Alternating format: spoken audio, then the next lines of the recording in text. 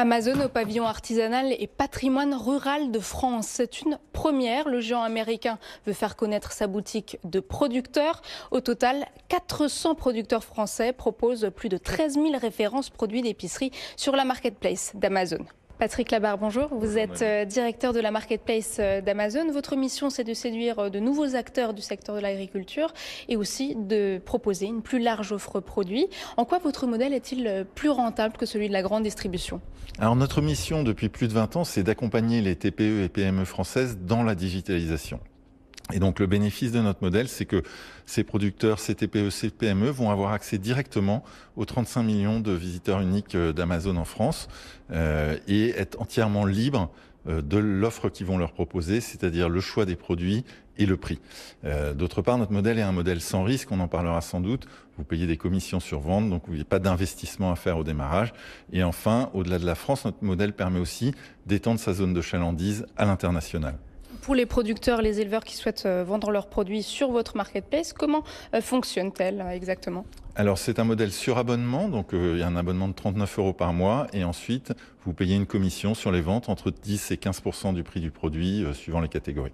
Alors, sur le salon de l'agriculture, on verra des fromagers, des charcutiers, des producteurs de miel vanter les mérites de leurs produits sur votre stand, le stand d'Amazon. On peut acheter quoi sur cette marketplace ? Du poulet fermier, une tome de Savoie ?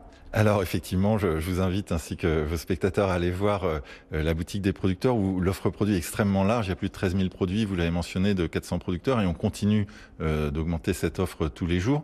Il y a des choses très étonnantes, je pense en particulier à la Maison Victor, qui est une boucherie à Montélimar, qui sélectionne ses bêtes localement, qui est une boucherie de très grande qualité, qui, grâce à sa présence sur Amazon et sur la boutique des producteurs, a conquis de nouveaux clients réguliers partout en France. Alors c'est vrai que ces producteurs, ces éleveurs ne maîtrisent pas forcément tous ces outils numériques. Vous allez animer une conférence, vous allez présenter votre formation, l'accélérateur du numérique. En quoi consiste cette structure ?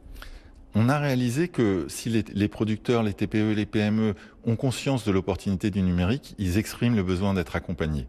Et donc, on a créé cet accélérateur du numérique. C'est une formation entièrement gratuite, en ligne, qui est constituée de modules vidéo qui permettent d'appréhender et de comprendre les bases pour se lancer dans le e-commerce.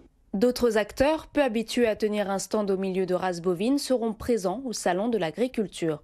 McDonald's, la chaîne de restauration, essaie de se débarrasser de son image de malbouffe en mettant en avant son impact local. Le distributeur Lidl vient défendre la qualité de ses produits et la relation que l'enseigne entretient avec les producteurs. Objectif, avoir une bonne image auprès des clients. L'année dernière, le salon avait attiré 500 000 visiteurs.